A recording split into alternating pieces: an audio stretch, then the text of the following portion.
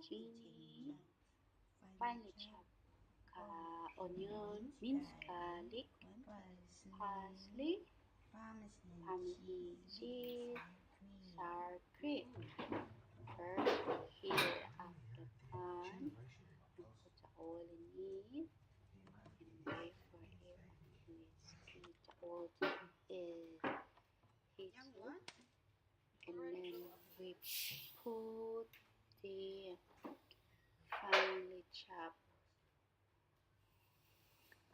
onion, mix it together. And we put on the minced garlic, mix it together, and then we put the sour cream. Wonderful. And then we put the milk, make it more creamier.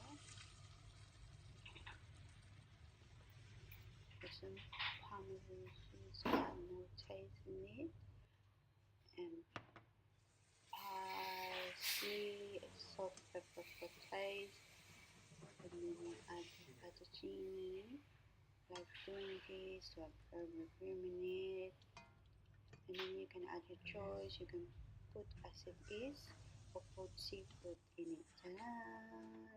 There you go. Please like and share.